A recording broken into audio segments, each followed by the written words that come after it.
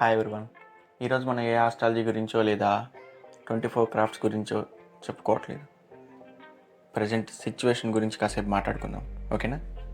ఈ ప్రజెంట్ సిచ్యువేషన్లో మనం అసలు ఎలా ఉంటున్నాం, ఎలా ఉండాలి, ఏం జరిగింది, ఏం జరుగుతుంది అనే విషయం గురించి క్లియర్గా తెలుసుకుందాం. మరి మన ప్రజెంట్ సిచ్యువేషన్ ఏంటి? కరోనా. ఈ కరోనా నుంచి మనల్ని మనం కాపాడుకోవడానికి మనం తీసుకోవాల్సిన చిన్న చిన్న జాగ్రత్తల్ని పాయింట్ వైజ్గా చెప్తాను, ఓకేనా? Then let us start our episode.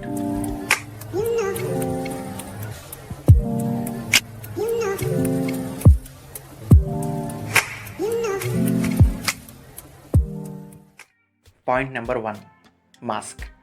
Yes, ప్రభుత్వం మనకి అత్యవసర పరిస్థితుల్లో బయటికి వెళ్ళినప్పుడు మాస్కులు ధరించి వెళ్ళండి అని చెప్పింది, కానీ మాస్క్ వేసుకుని బయటికి వెళ్తే మాకు కరోనా రాదు అనే బ్లైండ్ ఒపీనియన్ నుంచి బయటికి రండి ప్లీజ్.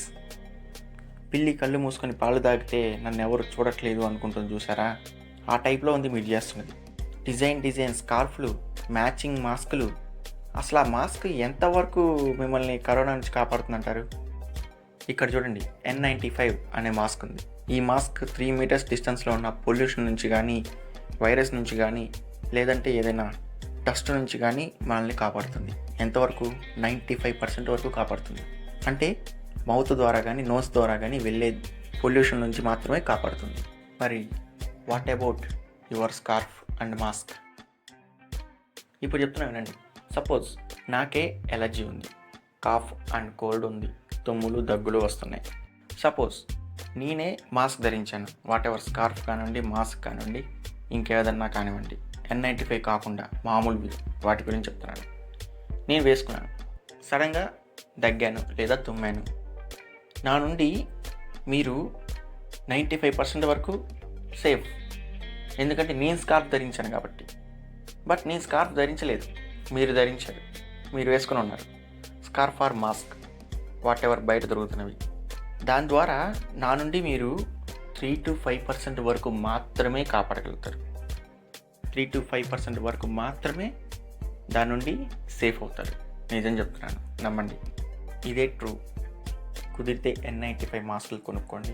లేదు అంటే వాటిని ఎంత మందంగా తయారు చేస్తారో, ఏ క్లాత్తో తయారు చేస్తారో తెలుసుకొని అలా తయారు చేయించుకోండి. లేదు అంటే ఎదుటి వాళ్ళ సాటిస్ఫాక్షన్ కోసం పోలీసులు కొడతారనో, లేదంటే బయట బ్యాంకులో రానివ్వరనో ధరించేటట్లయితే ఓకే, దెన్ వేసుకోండి, తప్పలేదు. ఆ వేసుకునేవి కూడా మరీ బ్లాక్ కలర్, వైట్ కలర్ లాంటివి వేసుకోకండి. ఎందుకంటే బ్లాక్ కలర్ అనేది ఎంత డస్ట్ను అబ్జర్వ్ చేసుకున్నదో తెలుసు మీకు. అయినా సరే ఎందుకో గుర్తురాదు ఆ టైంకి. బ్లాక్ కలర్, మ్యాచింగ్ స్కార్ఫ్లు, డిజైన్ మాస్కులు, సూపర్గా రెడీ అయ్యే వెళ్ళాలి, అంతే కదా. ఎంత కరోనా వచ్చినా కానీ మనం మార్చుకోగలం కొన్ని. Okay, point number 2. చాలామంది పెద్దలు చెప్పే ఉంటారు, మీకు చాలా పుస్తకాల్లో కూడా చదువుకుని ఉంటారు. మంచైనా చెడైనా, కష్టమైన నష్టమైన, లాభమైన సుఖమైన, రోగమైన భోగమైన అంతా మన చేతిలోనే ఉంటుంది అని పెద్దలు చెప్తూనే ఉంటారు. అది అందరికీ అర్థమయ్యే రోజు రానే వచ్చింది కరోనా దెబ్బకి. అవును, మన చేతుల్ని శుభ్రంగా ఉంచుకోవడమే దీనన్నిటికీ సరైన పరిష్కారం. ఆల్రెడీ అందరూ చెప్తున్నారుగా, శానిటైజర్స్ని యూజ్ చేయండి, అవసరమైతే పాకెట్లో పెట్టుకొని తిరగండి. నేను ఎవరికి చెప్తున్నానంటే కంపల్సరీ బయట తిరగాల్సిందే, లేదంటే మాకు పూట గడవదు అని చెప్తున్న వాళ్ళకి, రెడ్ జోన్, ఆరెంజ్ జోన్లో ఉన్న వాళ్ళకి ఉపయోగపడతాయి. ఎందుకంటే నేను చెప్పే పాయింట్స్ కరోనా గురించి మాత్రమే కాదు, పొల్యూషన్ నుంచి, చిన్న వైరస్ల నుంచి కూడా మనల్ని రక్షిస్తాయి. సో ఈ చేతులకి మనం గ్లౌజెస్ ధరించడం చాలా మంచిది. ఎందుకంటే ఈ ఎండకి మెట్రోపాలిటిక్ ఏరియాస్, సంథింగ్ హైదరాబాద్, మద్రాస్, బెంగళూరు లాంటి ట్రాఫిక్ ఉన్న ఏరియాస్లో తిరుగుతున్నప్పుడు మన చేతులు మనకే తెలీదు చాలా బ్లాక్గా మారిపోతూ ఉంటాయి. సో వాటి నుంచి కూడా ఈ గ్లౌజెస్ ధరించడం అనేది చాలా మంచిది. కప్స్ పెట్టుకుంటారు కదా, ఆఫీస్కి వెళ్ళే వాళ్ళందరూ కంపల్సరీ కప్స్ పెట్టుకుంటారు. సో వాళ్ళకి ప్రాబ్లం ఉండదు. ఆ హ్యాండ్స్కి కూడా ఎండ తగలకుండా గ్లౌజెస్ ధరించడం చాలా మంచిది. ఈ గ్లౌజెస్ కూడా మ్యాక్సిమం బ్లాక్ కలర్ లేకుండా చూసుకోండి. Light yellow colour, light green colour, light blue colours, ఇలా లైట్ కలర్స్ యూజ్ చేయడం చాలా మంచిది. మీరు చూస్తే N95 మాస్కులు మ్యాక్సిమం వైట్ కలర్లోనో, స్కై బ్లూ కలర్లోనో, గ్రీన్ కలర్లోనో ఉంటాయి. పాయింట్ నెంబర్ 3, మీకు ఇప్పుడు ఒక విషయం గుర్తు చేస్తాను. అందరూ తలంస్నానం చేశారా? రోడ్డు మీద తిరిగి వచ్చి కరెక్ట్గా తలంస్నానం చేసే టైంకి గుర్తొస్తుంది, అరే ఈ పొల్యూషన్ వల్ల హెయిర్ అంతా పాడైపోతుందిరా, ఊడిపోతుందిరా, ఈ డస్ట్ ఏంట్రా బాబు ఈ రకంగా ఉంది అని. మరి ఈ కరోనాకి బయటికి వెళ్తున్నారే, అప్పుడు గుర్తు రావడం లేదా? ఆ డస్ట్ అనేది మన హెయిర్కి కూడా పడుతుంది కదా, మన హెయిర్ని మనం జాగ్రత్త చూసుకోమా? దాని ద్వారా కూడా మనకి కరోనా వచ్చే అవకాశం ఉంది కదా. ఎందుకు చెప్తున్నానంటే ఈ వైరస్ అనేది చాలా సూక్ష్మమైన క్రిమి. మనకు టీవీలో పెద్ద పెద్దగా చూపిస్తుంటే జూమ్ చేసి డిజైన్లుగా భలే ఉందనుకుంటున్నారేమో. చీమ తినే ఆహారంలో 4వ వంతు కన్నా చిన్న చిన్న సూక్ష్మ క్రిములు అన్నమాట అవి. మన కంటికి కనబడవు. జల్లెలు లాంటి కచ్చిపులు మొక్కు కట్టుకుని వెళ్ళిపోతున్నారు, అదేంటో మరి కామెడీగా. ఈ హెయిర్కి కూడా ఏమన్నా కవర్ చేసుకోండి, క్యాప్ పెట్టుకోండి, లేదంటే స్కార్ఫ్ కట్టుకోండి, తప్పులేదు. అంతా కప్పేసుకొని బయటికి వెళ్ళాల్సిన అవసరం ఏంట్రా అయ్యా, ఈ రోజుల్లో ఇంత క్రమ పట్టింది ఏంట్రా అంటే, అటువంటి పొల్యూషన్ ఉన్న ఏరియాలో తిరుగుతుంటే ఇటువంటి జాగ్రత్తలు తీసుకోవడంలో తప్పులేదు. మన ఊర్లో మన పల్లెటూరులో అయితే ఎటువంటి ప్రాబ్లం ఉండదు. ఎక్కువగా ట్రాఫిక్ ఉన్న ఏరియాస్లో ముంబై, ఢిల్లీ, కలకత్తా, బెంగళూరు, హైదరాబాద్, చెన్నై ఇలాంటి ఏరియాస్లో కంపల్సరీ మన జాబ్స్ చేస్తున్నాం. అక్కడ చాలామంది జాబ్స్ చేస్తున్నారు, సాఫ్ట్వేర్ ఎంప్లాయీస్ ఉన్నారు. వీళ్ళందరికీ ఈ పొల్యూషన్ నుంచి కానీ, ఈ డస్ట్ నుంచి కానీ, ఈ వైరస్ నుంచి కానీ ఇవన్నీ పాటించడం చాలా మంచిది. సో తప్పకుండా వీటిని ఆచరించండి. పాయింట్ నెంబర్ 4, సపోజ్ మన ఇంటి దగ్గరలో ఎవరైనా చనిపోయారనుకోండి, వాళ్ళ ఇంటికి వెళ్ళి అతన్ని చూసేసి చివరిగా మన ఇంటికి వచ్చి ఇంట్లోపలికి వెళ్ళిపోతాం, డైరెక్ట్గా వెళ్ళాం. ఏం చేస్తాం?